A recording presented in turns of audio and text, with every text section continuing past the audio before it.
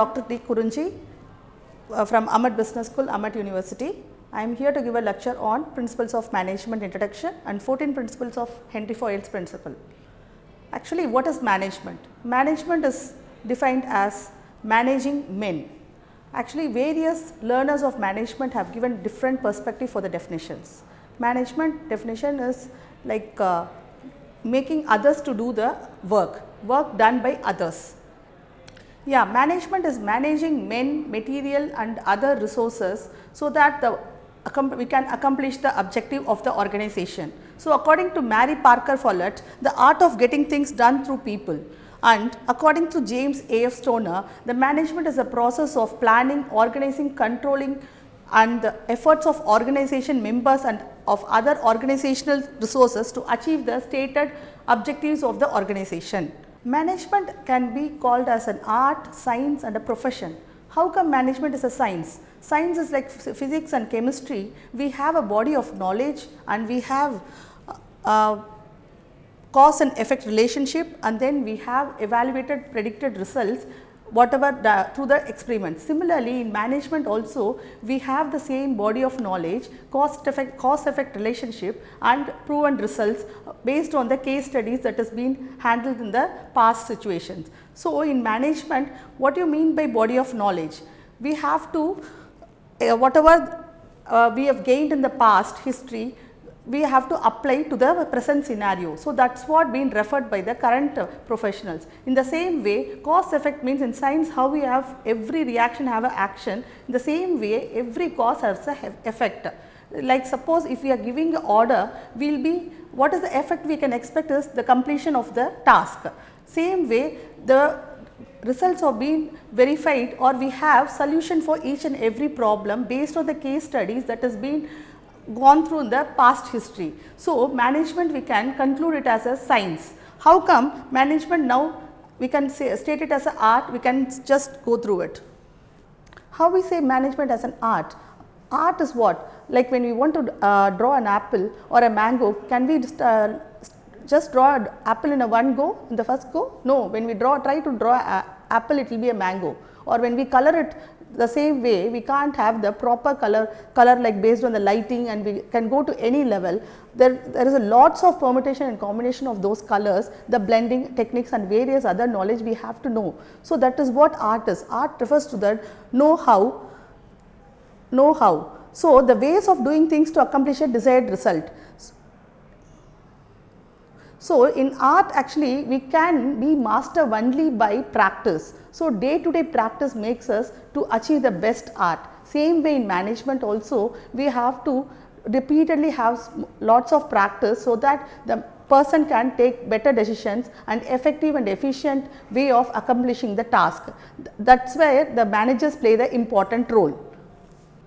Management, so we can conclude as an art, science, and at last it is a profession also. How it is like a doctor profession and engineer profession, management is also having, as we discussed, as we considered science, same way we can also say it as a profession, because each and everything is handled by a professional here. The manager is a person who is handling the problems, and he is the one who travels a journey in the organization to accomplish the task. So, it has been, as when we are calling a manager, we just to have an idea that he will be a perfect person with a coat and tie, and that is what the image we get it. So, he is a professional image that we get. He has his own attitude and leadership and motivation and all qualities. So, a manager is a person who runs a management.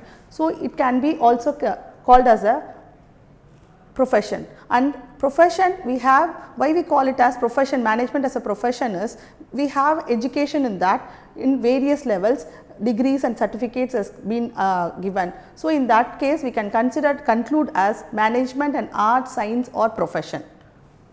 Management, the main person in management is a manager. His role is very important. He is the one who handles a difficult resource, that is a human men, and it has other factors that gives impact to it, that is the environmental factors. We can have two kinds of environmental factors, that is the external and the internal factor.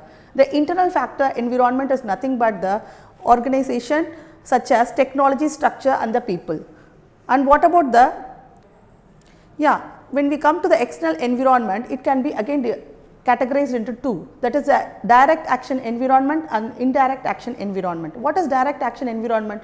Those who are directly involved in the each and every actions of the organization, like the suppliers, law, customers and the competitors. What are the indirect action environment? Like the outside technology updations, the globalization, economic conditions, socio-cultural factors and political environment. These are the environment indirectly affect the organization process and to accomplish the task.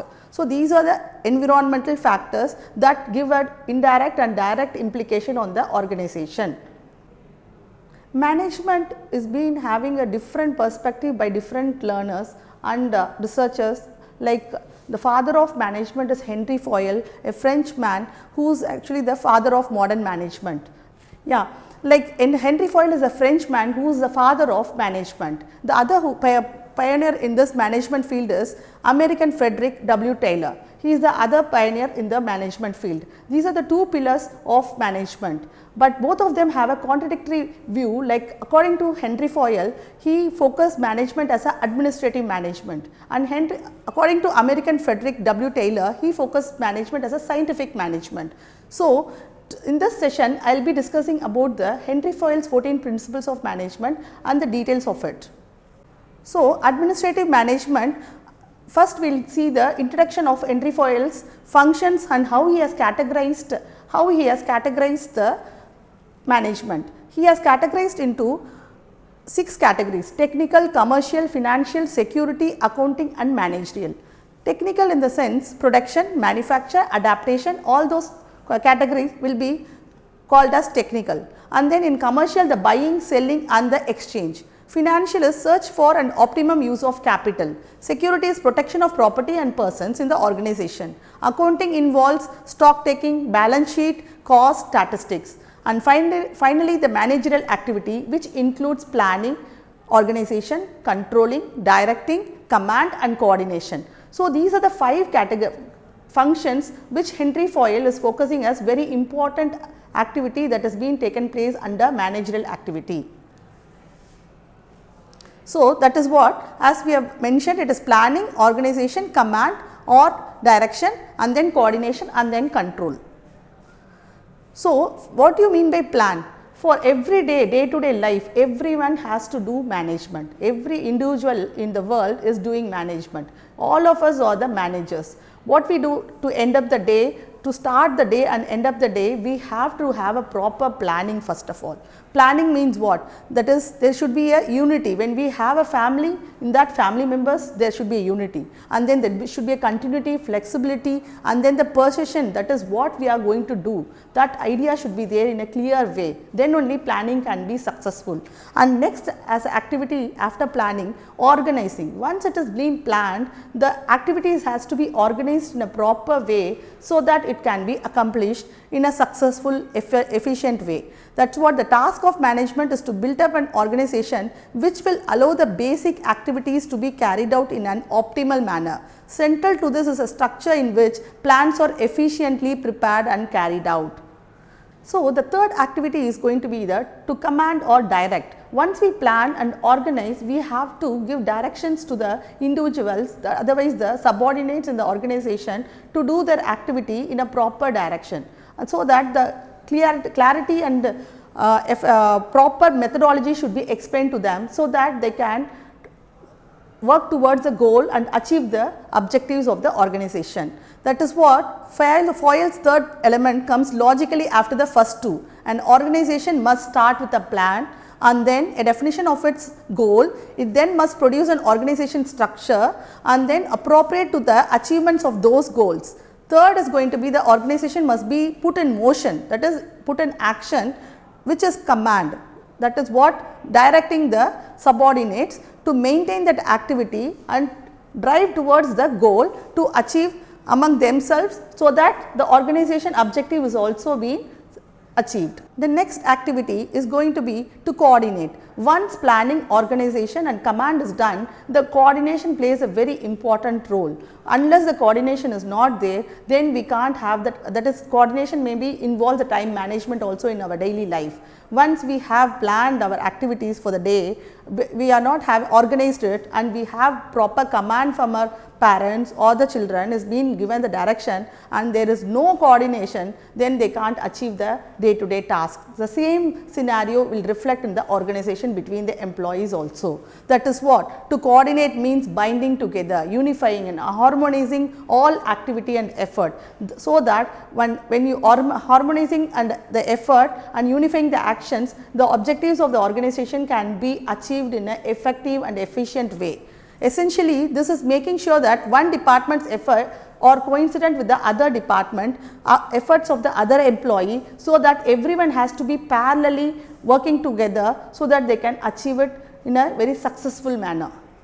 To control is the final activity, seeing that everything occurs in a conformity with established rule and expressed command. That is, for each and every action that is being done in the organization should have a control. The control can be like monetary control. Control we have various factors, but there should be some disciplinary action, there should be control in each and every activity undergone. So, those things has to be planned in previously in planning, so that it can be implemented in control activity. Control is logically the final element of management, which checks that the other four elements are in fact performing properly, whether they are intact with the activities, whether they are already whatever is planned is being going in track. So, controlling is the final activity in managerial functions, which plays a very important role.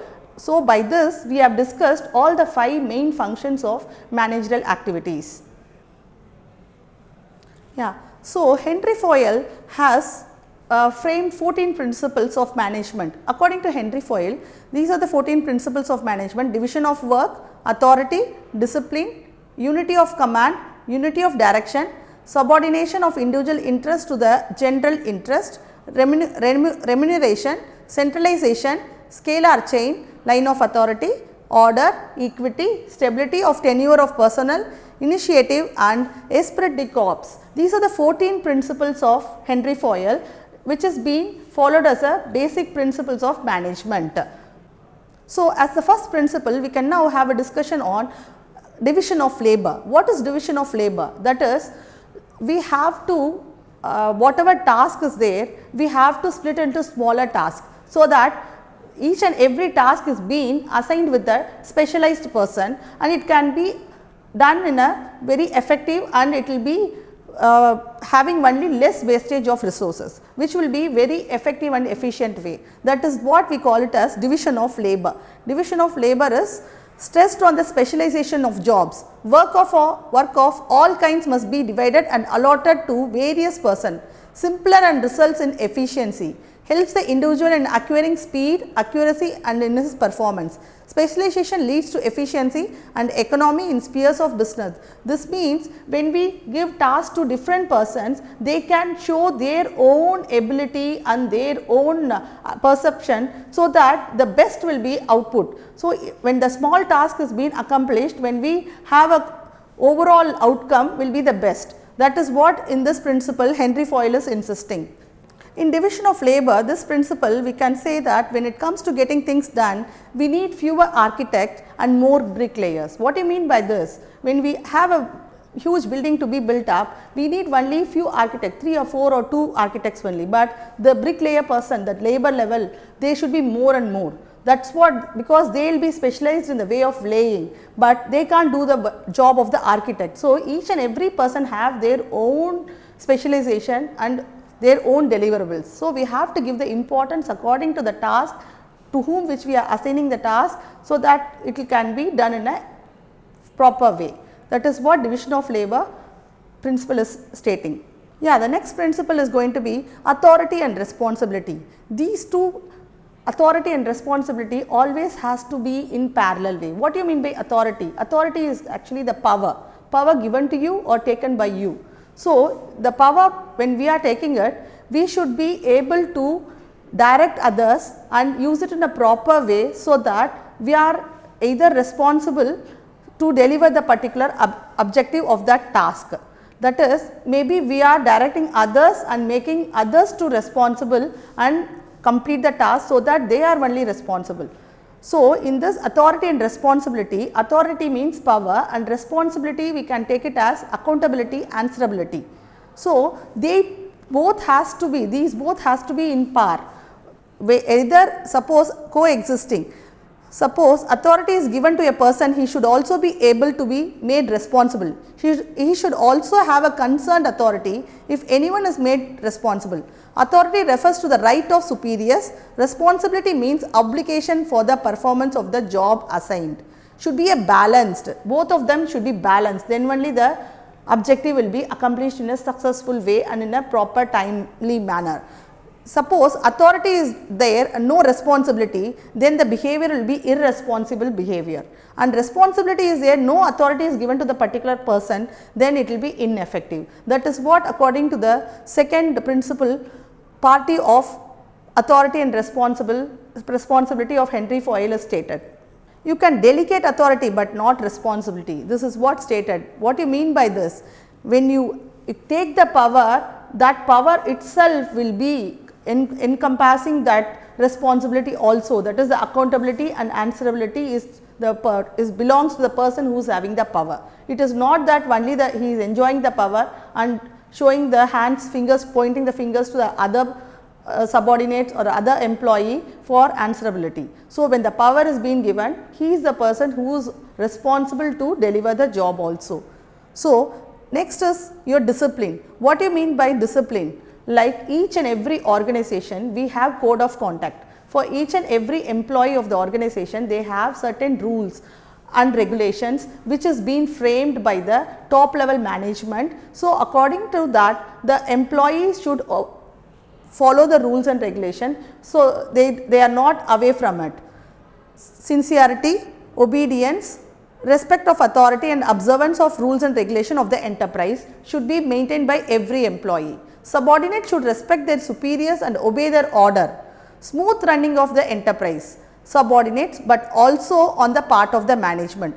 Discipline can be enforced if good superiors, clear and fair agreements with workers, sanctions are judicially applied. So, these are important in when we implement discipline, all these factors will be fulfilled. So, we have to implement the rules and regulations such that it is being in a very smoother way, and we are enforcing the discipline in a positive way to the employees rather than making them stressful. That is what being discussed in the discipline as a third principle of Henry Foyle. That is, no horse gets anywhere until he is hastened. No stream of or gas drives anything until it is confined. No Niagara is ever turned into light and power until it is tunneled. No life ever grows great until it is focused, dedicated and disciplined. So, for everything in life to be successful, rather than apart from planning, organizing and whatever the management activities are there, discipline is a main factor, which is Henry Foyle stating as a important principles of management, one among the 14 principles. Yeah, the next principle of management by Henry Foyle is unity of command, that is principle of one boss. What do you mean by this one boss is, one subordinate is there means he has to get the unity of command from only one boss. If he is getting from more than one boss, it will create only a chaos. Chaos means confusion, because he will not be able to, he will get confused and he will not be able to deliver the output in optimum way or in a timely manner. So, in that way we have to fix it up in an organization that one employee is being reporting and he is being commanded by only one boss. So that there will be a proper direction, control, command, planning, everything, as all the managerial activity can happen in a proper way. That is, a subordinate should receive orders and be accountable to only one boss at a time. A subordinate should not receive instruction from more than one person. Dual subordination should not be there. It should be avoided. Enterprise, a disciplined, stable and orderly existence.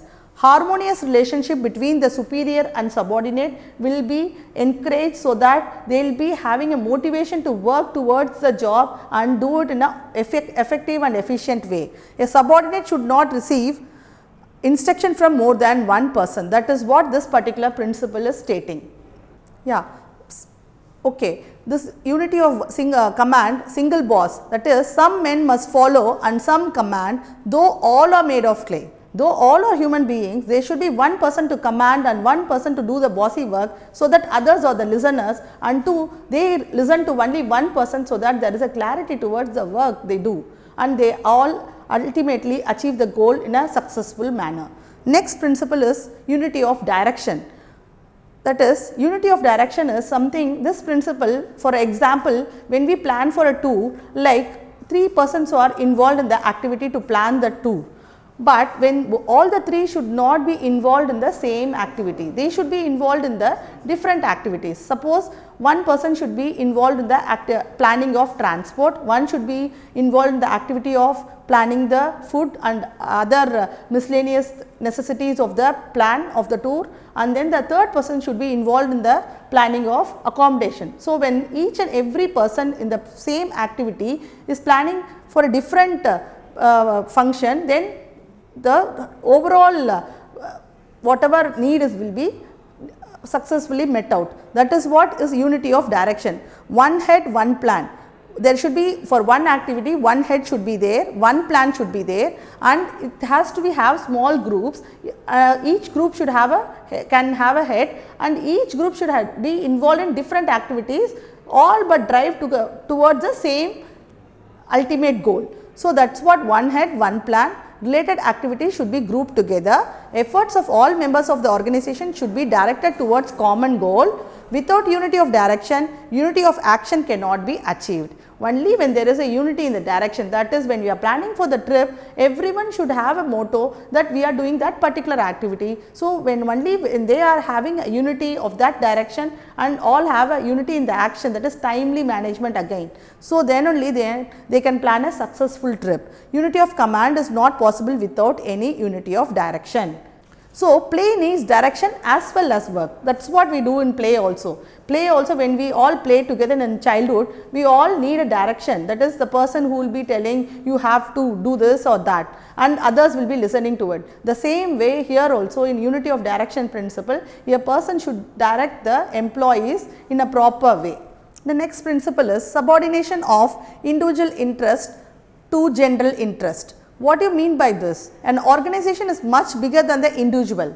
Organization is a bigger structure than an individual, but both organizations have their own goals, and even an individual will have their own goals. So, in this, the individual goal should not overcome the organization goal, which is very dangerous. So, even though the individuals have their own dreams and future aspirations, they should travel along with the target and achievements of the organization. They should keep very safe that in no way they are affecting the organization goals. So, that is very important. As far as possible, reconciliation should be achieved between individual and group interest. Case of conflict, individual must sacrifice for bigger interest, because suppose an individual have their own goals and there is some conflict between his personal goal and the organization goal, he should compromise his goal towards the organization goal only. He should subordinate his goal, he should subordinate his interest to the general interest, so that he can accomplish the organization objective in a successful way. In order to achieve this attitude, employee should be honest and sincere, proper and regular supervision of work, reconciliation of mutual differences. And then the shepherd always tries to persuade the sheep that their interest and his own are the same. The next principle is your fair remuneration.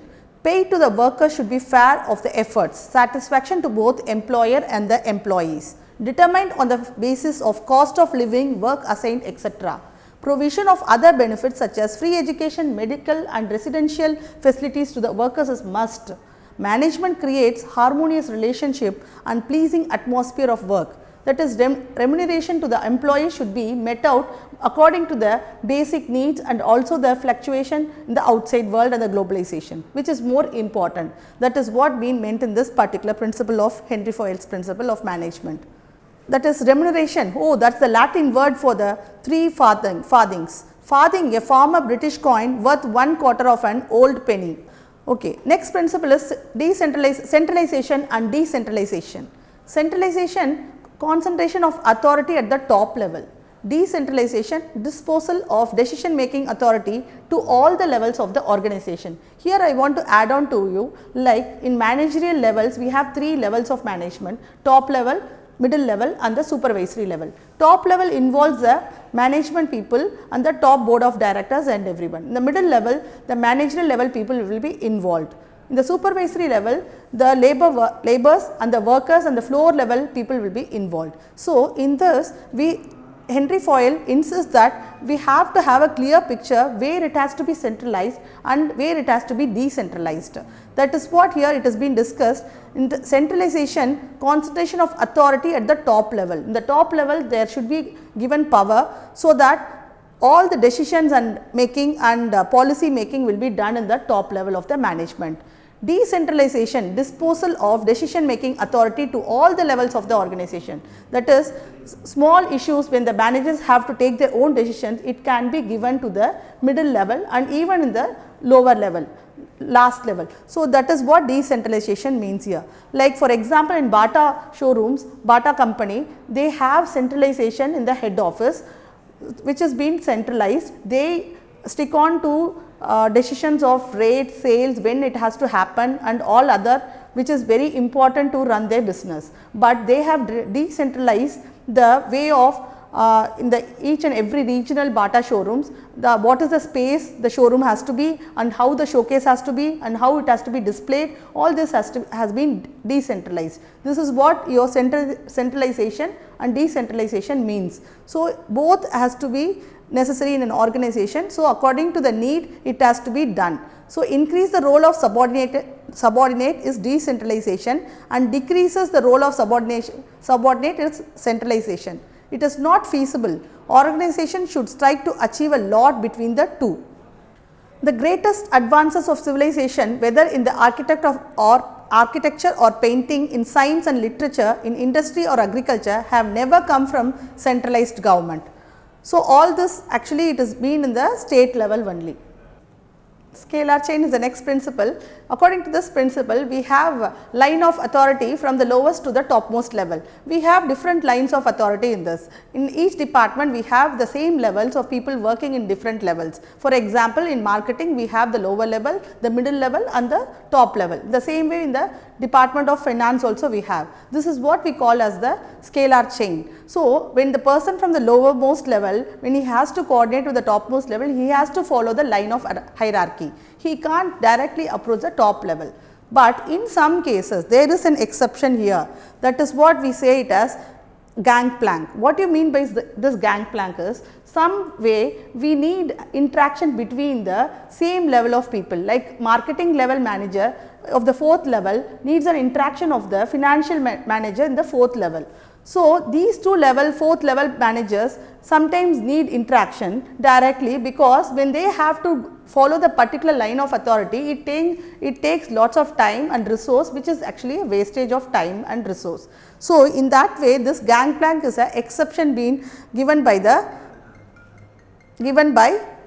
Henry Foyle. So, temporary arrangement between 2 different points to facilitate quick and easy communication is being given. That is what gangplank means. Modified as per the requirements of situation. So, according to the situation, in gangplank they can no need to follow the proper hierarchy, they can directly be in touch or interact with the same level of different people to accomplish the organization's task. That is what scalar chain principle of management is stating. According to the scalar chain of principle, in a hierarchy every employee tends to rise to his level of incompetence.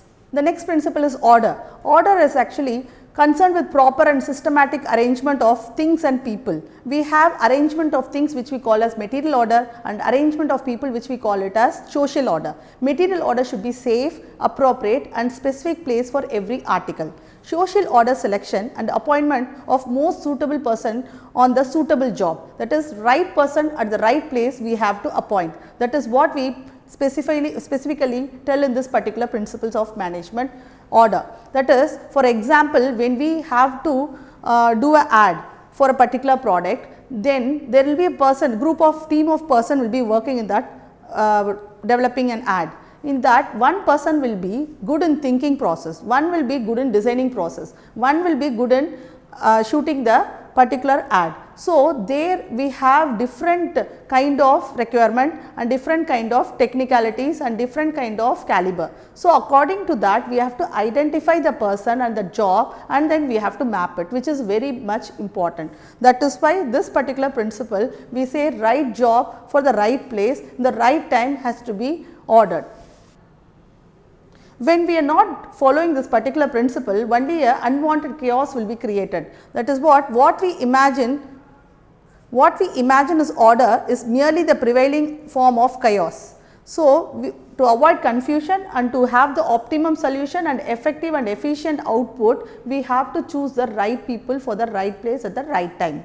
Next comes our principle equity. What do you mean by equity? The name itself we can understand that there should be equal treatment for each and every employee of an organization. It is not that the lower level employee are being sued and then they are not given respect and they are always ill treated. We have to treat them properly, and not only in the treatment and the way we interact with them, otherwise also all the people in the organization, all the employees in the organization should be given equal pay and equal way of treatment, which is very important. Otherwise, it will demotivate the employees of an organization.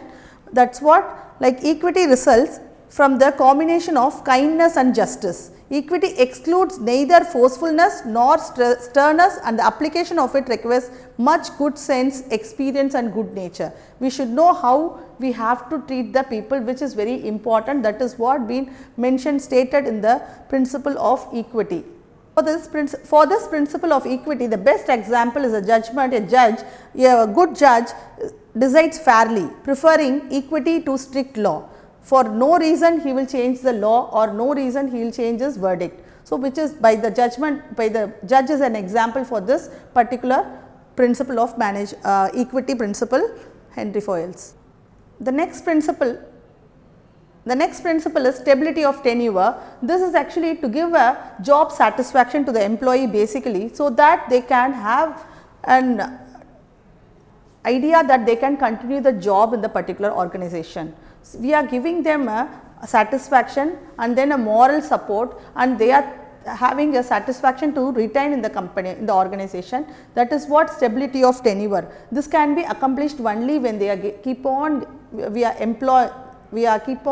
engaging the employees with work and with a positive way attitude, so that employees should not be moved frequently from one position to another. Once they are appointed, their services should be served.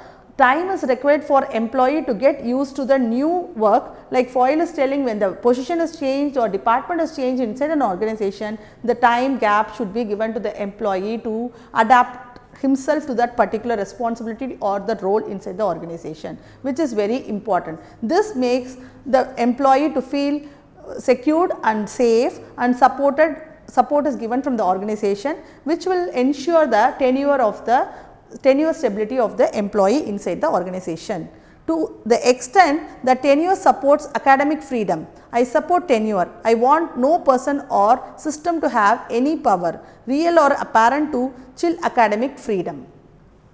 Initiative. This is the next principle.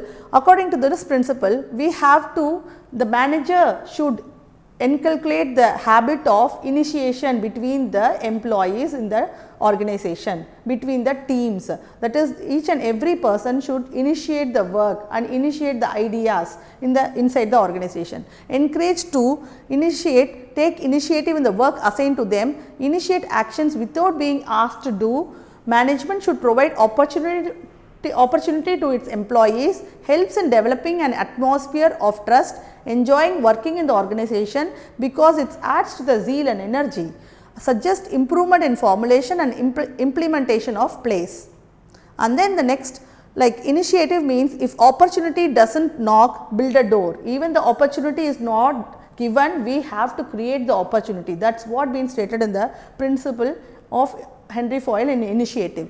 Next principle is esprit de corps. This is a French term. What do you mean by this is team spirit. This refers to team spirit. Inspires workers to work harder, interest of the undertaking in the long run.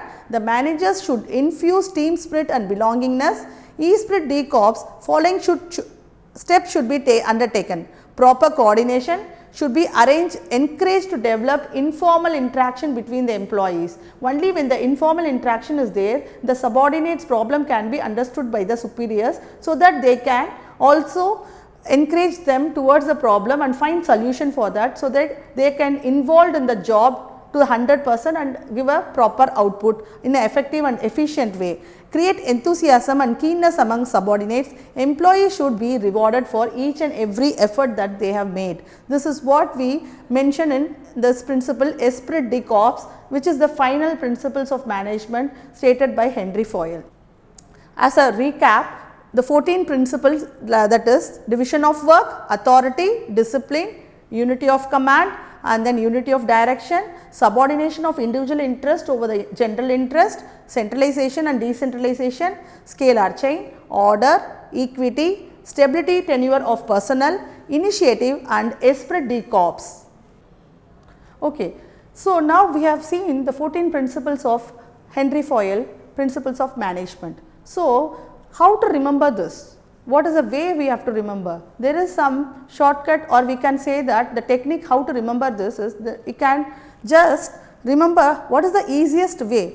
What is the easiest way to memorize Henry Foyle's 14 principles of management? For this there is a technique, like we can just take all the mnemonics of the 14 principles, that is DAD, UC, USSR, OIC. This is what the mantra, like DAD, UC, USSR, OIC. This is what the mantra which helps us to remember the 14 principles of Henry Foyle. Okay, that is D means we know division of work, A is authority and responsibility, D is discipline, U is unity of command, C is centralization and decentralization, U unity of direction, S scalar of chain, S stability of tenure, R remuneration, O order, I initiative, S subordination of interest, E equity and E esprit de corps. So, finally, by this we come to an end of this particular session, in which I have explained you about what is management, why we state management as an art, science and profession, and also in detail I have discussed about Henry Foyle, how he has classified the managerial activities and the 14 principles of Henry Foyle. The next topic we can discuss in the next session. Thank you.